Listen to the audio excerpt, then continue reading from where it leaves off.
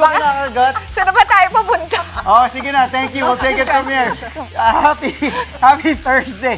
Actually, yung iniisip ni Cece. Okay, thank you to the big story. Tonight on our show, no lipsticks, yes, no chapsticks, no lips whatsoever. We've got key games for you in the NBA as teams battle for seeding in the upcoming NBA playoffs, plus the qualifying round of the PVL All-Filipino Conference. We also catch up with Filipino runners who saw success at the 2026 Da Nang Marathon. I'm Andre Felix. And I'm Cheska Lituncalaw. And here's tonight's play-by-play. Ramiro, the show by Mamoy League, puts it on. Unbelievable. Gemma on the left side. Oh, the pass! Stuck in another one. Bacunas rejecting Espejo for the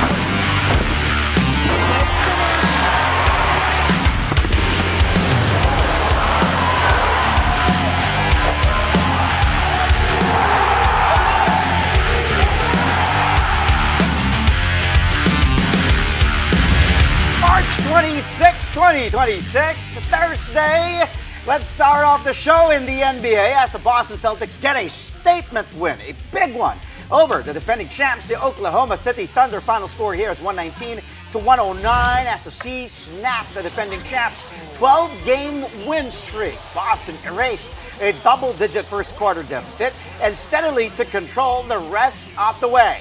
The C's even outscored the Thunder in the second half, 70-56.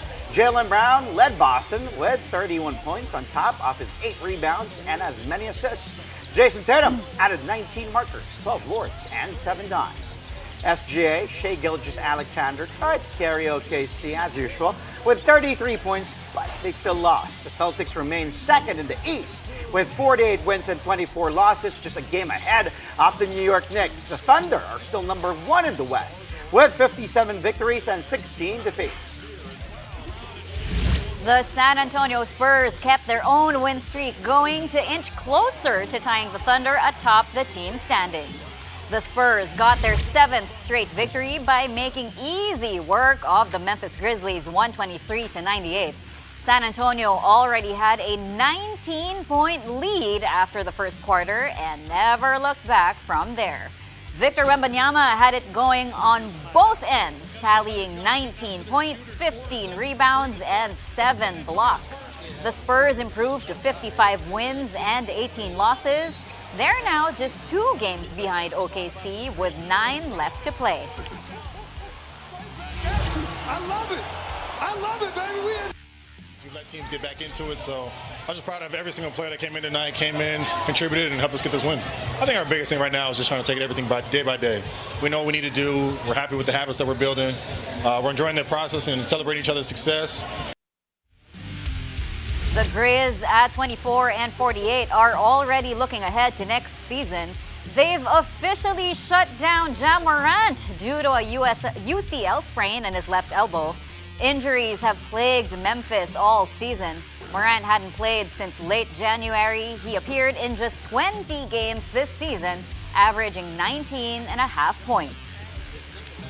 From there, let's go to the Denver Nuggets as they scored their 4th straight win thanks to another Jamal Murray scoring explosion and another Nikola Jokic monster triple-double. The Nuggets beat the Dallas Mavericks 142-135. Blue Arrow firing 53 big points on 19 out of 28 shooting, including 9 of 14 from three-point range. The Joker chipped in 23 markers to go with a whopping 21 rebounds and also a new season high 19 assists.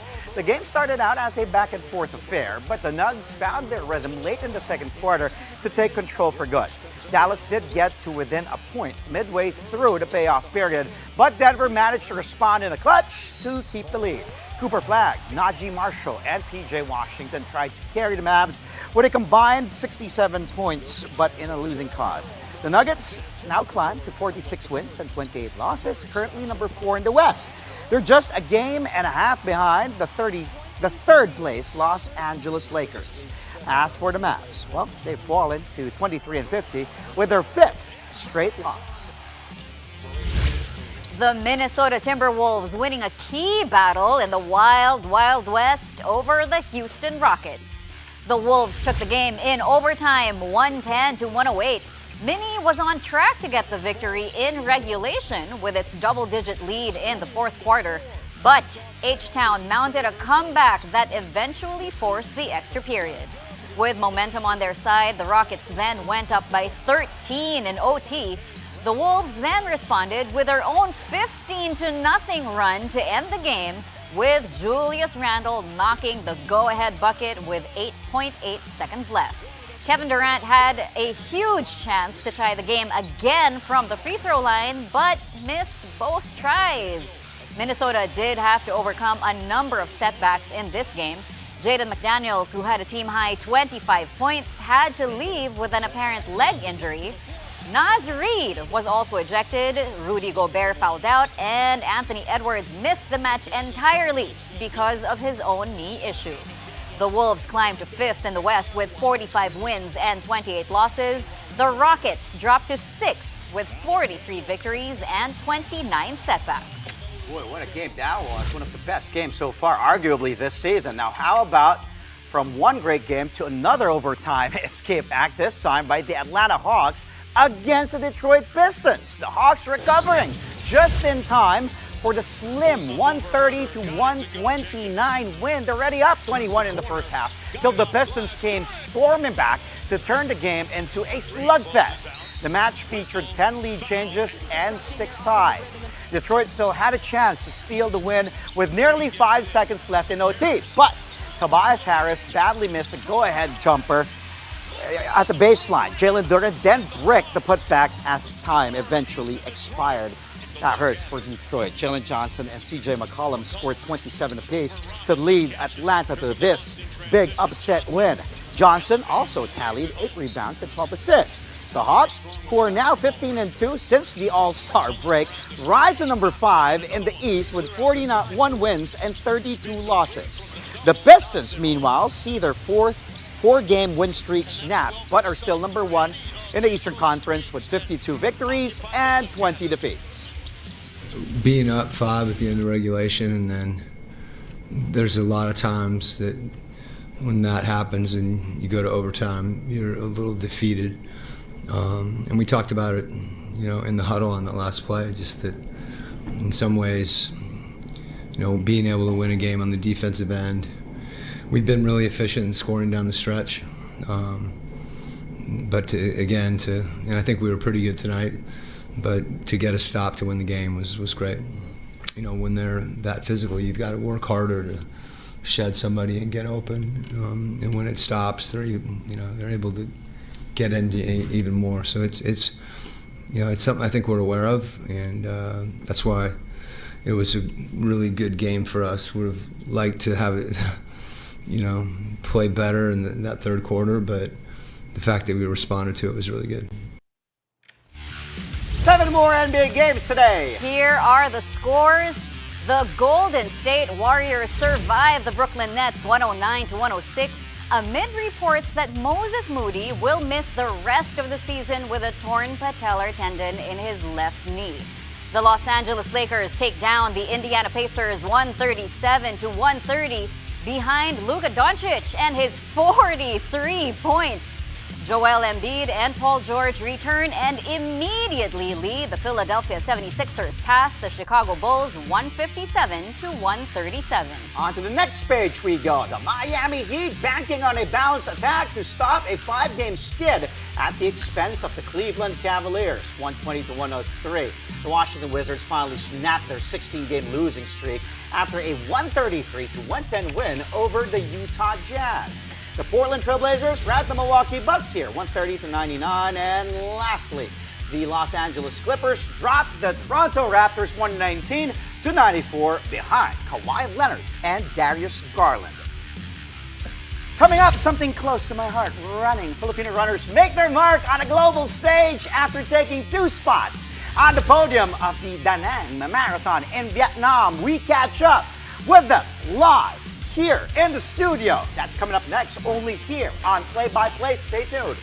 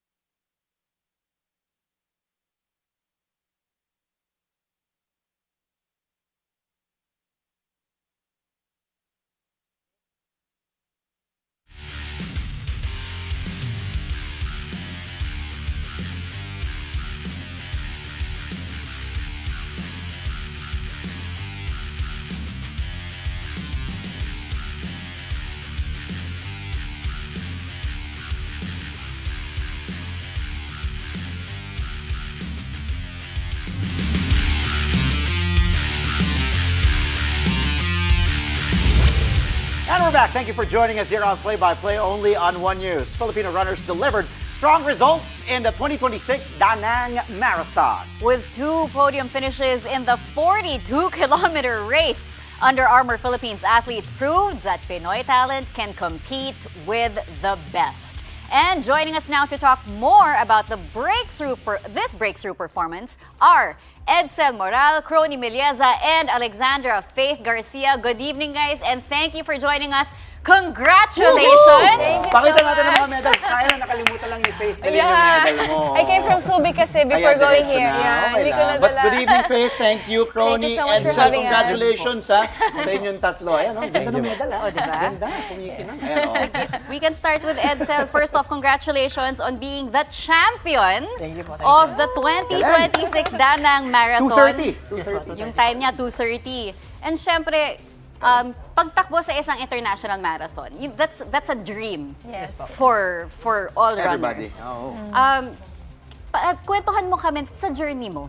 Paano ka umabot from local races tapos biglang champion in an international marathon? Ang sobrang thankful ko kay Under Armour kasi kung di dahil kay Under Armour, hindi kami makakarating ng Danang, maka-join ng international marathon. Kaya sobrang thank you kay Under Armour.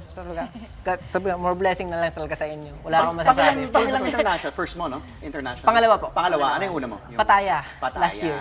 Pero hindi pa ito yung PR mo, di ba? Sabi Di pa mo, po. Ang PR ko ay last January sa Ayala. Nagkadikit po kasi sila ng... okay lang. Pero okay lang. Iba pa rin kasi, iba yung feeling ng international Yes po, na, iba di po. ba? Ito yung pangarap ng lahat na makalaro sa international. Minsan lang dumating sa sa buhay natin ito yung mga Mismo. And yung schedule mo, Edsel, grabe ang full-time. Ito, for those who don't know, doon po sa mga kapatid na nanonood ngayon, dito ako mas bilib. Kasi kahit sino naman pwedeng tumakbo, but to juggle training and work, alam natin yan, dahil ako pinagsasabay ko ang hirap. Pero ibang klase itong ginawa mo, dahil full-time factory worker po si Edsel. So full-time ka na factory Yes po. worker. Paano ka pa nakaka-ensayo? Paano mo na, kasi hindi, di ba, respect the distance. Yung lagi pag sa marathon. correct. Paano mo na pagsasabayan, pare? Siyempre, yung pangarap ko talaga na makatakbo sa mga kaya yung nandun yung yung motivation ko na sabi ko, kaya ko to. Pwede itong walang imposible dito. Sabi ko, sisipagan ko na lang talaga. Tumatakbo ka sa factory? Hindi, gigising ko ng alas 3 ng madaling araw. Tapos, Grabe. alas 3 ng madaling araw para makatakbo ng 2 oras, minsan 1 oras bago pumasok ng trabaho. Tapos pag awas ng trabaho, 1 hour recovery. Yung shift mo, from what time to what time? 7 to 7 po. So wala kang dahilan talaga, kahit sinong nanonood ngayon. Mas nahihiya na ako magreklamo. Kaya mag-training, pero napakahusay. Doon kami saludo sa'yo. Saludo Galing. talaga kami sa inyo. Full-time. Crony, ikaw naman, yung experience mo na nanalo ng Under Armour Home Turf Challenge with Team Espanya, paano ito nakatulong or paano ito nakatulong sa preparations mo, sa pressure, sa pagkasali mo, sa very first marathon mo? Lakban natin! Okay lang po, lakban! Biro mo, first marathon, 2:38? Grabe! Akin, 5:34. Pero malayo. Pero yun, yung tanong ni Chelsea sa'yo, pare. Malaking bagay po yung pagkapanalo namin with the Team Espanya sa Home Galing, Turf galing. Challenge. Oo. Para po sa amin kasi it's not about only winning po eh. It's all about yung anong tawag dito. It's not all about winning and nandun naman talaga yung pressure. Hindi mawawala yung pressure.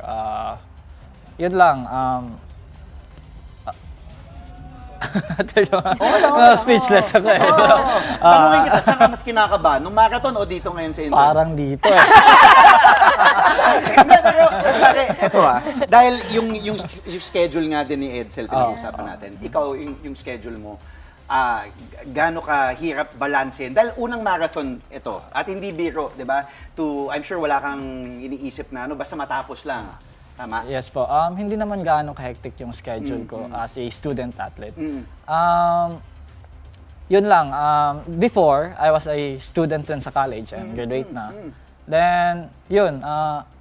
Gigising rin na maaga para makapag-ensayo and alas 3 na madaling araw. Tapos prepare for the nag-OJT ako dati. So yun. Oh. Paano nakatulong sa iyo yung mga ayan, sila Edsel, sila Faith, yung mga kasamaan mo sa run club mo, and yun, syempre yung mga kumbaga yun ang maganda sa running community, di ba? Yung talagang binibuild ka, binuboost ka. Namomotivate nila po ako. Kasi si Edsel yung trabaho, pinagsasabay niya. And ako, kung kaya ni Edsel, kaya din namin. O kaya din namin. And hindi rin biro maging student athlete ha. Ang hirap din nun. Sobrang hirap maging student athlete. Train for a marathon. And to perform at the level you're performing also. Diba? Hindi biro yan. But let's move on to Faith. Because si Faith, seasoned triathlete and former pageant queen. Yes. My goodness. So yung discipline ng marathon running, ano yung, like, how would you compare this to your other professional and athletic pursuits? Yes. To tell you honestly, the trainings are different, pero yung discipline are almost the same. You need to put your heart and mind into it talaga. If you really want to excel on any fields that you want to pursue. So, like if I'm joining the pageant before, yung training talaga sobrang hirap, and you know, joining a beauty pageant, sobrang hirap yan. Mukha lang siyang maganda, mukha lang siyang elegant sa stage, pero sobrang hirap. Like the training, it's like you're training as an athlete. Ganun yung feeling. The shape you have to be in Yes. also, di ba? Totoo po. As in, mahirap siya. Like, if I will compare, almost the same lang siya. Mahirap parehas. Kasi kasama din yung mental Yun yung Yes, doon yes. di ba? Pag nakikita natin, as you said nga, yung pag-rampa lang sa pero may kasama mental yun. You have to prepare Yes. for the Sa Q&A. question and answer pa lang. Tapos ito naman yung mental battle, dahil syempre it's a 42.2, Yes. 26 miles na full marathon. So congratulations, another sub-4 for you, no? Yes, Sub-4, yan ang gusto ko ma-break Kaya yan. hirap na hirap. So 3:59:42, and this is the second time for you Yes. na mag-sub-4. Doon sa mga nanonood, yun din yung isa sa mga goals. Siyempre, itong mga elite na to. Elite naman. Pero ikaw, to reach this milestone again, second sub-4 for you, how special is this for you compared to your first sub-4, yung under 4 hours, and at the same time, what went through this, kumbaga, before the danang, yung mental preparation? Yeah. Yung mga marathons ko, last weekend was my 9th marathon na. Galing. So, 2 out of 9 pa lang yung nag-sub 2 ko. And then yung first... Sub-4. Sub-4 ko. The first sub-4 was Sydney Marathon. Yun yung first World Marathon major ko. Wow!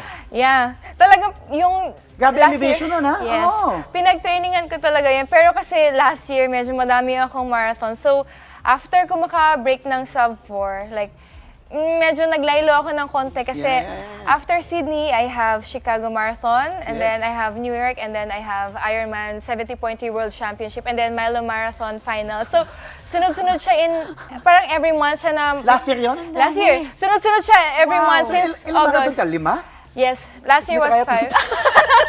Yes, so parang after ko mag-break yung sub-4 ko, parang, okay, I want to finish na lang. Hindi ko na medyo inim na i-break agad yung kasi parang mahirap siya.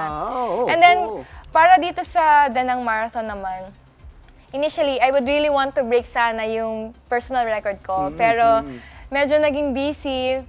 And then yung last 10K, sobrang hirap na talaga siya and sobrang painful na talaga. Parang upon crossing the finish line, parang nung makikita ko na malapit na mag-4, like, pinush ko na talaga yung sarili ko kasi parang may inis ako if mag-cross ako na 4, saktong 4 or 4:01, parang may inis ako sa sarili ko talagang pagka-cross ko ng finish line, parang nasusukan na talaga ako. Sabi ko, sir, wait lang, parang nasusukan na po ako, ganun. Talagang, I really pushed myself.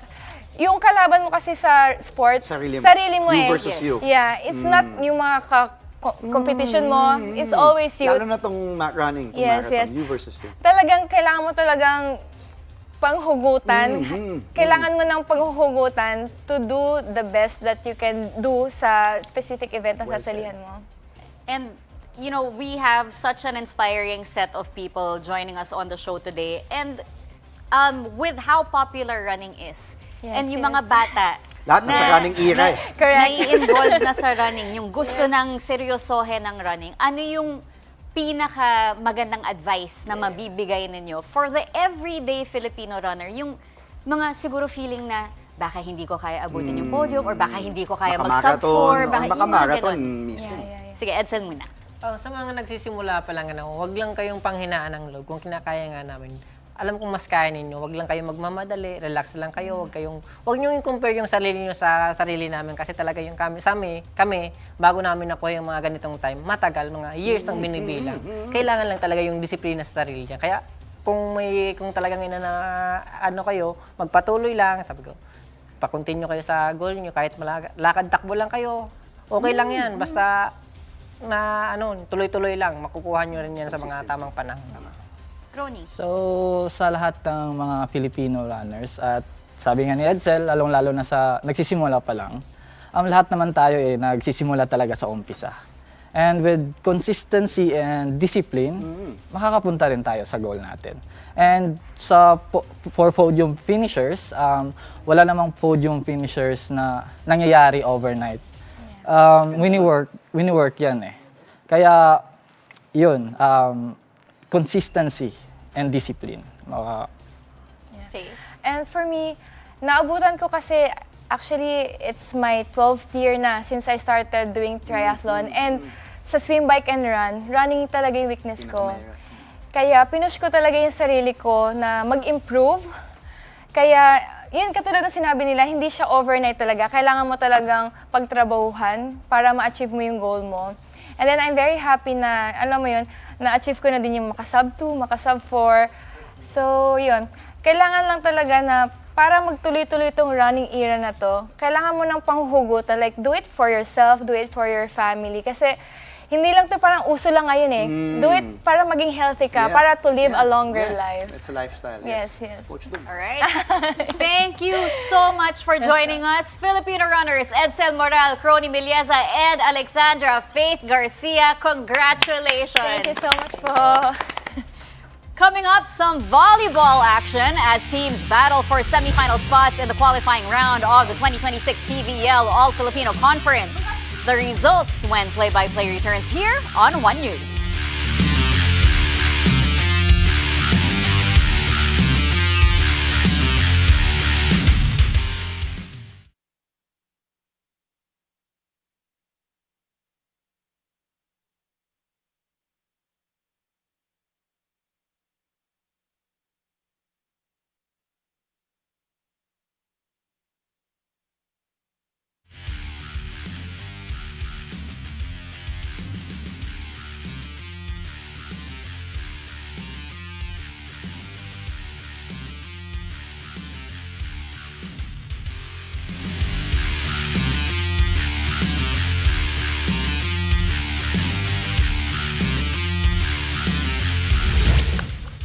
Play-by-play returns with one last story before we go as we check on the 2026 PVL All-Filipino Conference qualifying round. The PLDT high-speed hitters secured the first semifinal slot after rallying past the Farm Fresh Foxies in 4 sets, 18-25, 25-23, 25-15, and 25-22. The high-speed hitters with a huge momentum swing in the third as they unleashed a 12-0 run to take control. Then they held their ground in a tight fourth frame with Kiana D and Savannah Davison leading the charge down the stretch. Davison finished with 22 points while D added 19 markers. The Foxies will now move to the play-in. They will face the winner between the next-led Chameleons and the Galleries Tower High Risers for a semi spot. I guess we had the mindset of really winning today because if it was the other way around, we would have had a harder path today kasi yung pool namin mahirap. So, yun yung sinabi rin ng coaches namin na magiging mahirap yung game. So, sino talagang mas gustong manalo, yun yung manalo. Sino makaka-adjust during the game. And, yeah. Meanwhile, the Signal Super Spikers and Creamline Cool Smashers are still battling it out for the second semi-final berth. The fifth set of this match is currently ongoing. What match? 5 sets! That's a 5 sets. Exciting. That's all from us tonight, mga kapatid. Catch us again tomorrow, 10 to Work Week, 9 p.m. for a play-by-play of the day's top sports stories. Play-by-play is on One News, that's Signal TV, Channel 8 on SD, and Channel 250 on HD. We are also available on Signal Play and Filipinas Live. I'm Andre Felix. And I'm Cheska Lituncalao. Thank you for watching, mga kapatid. Good night.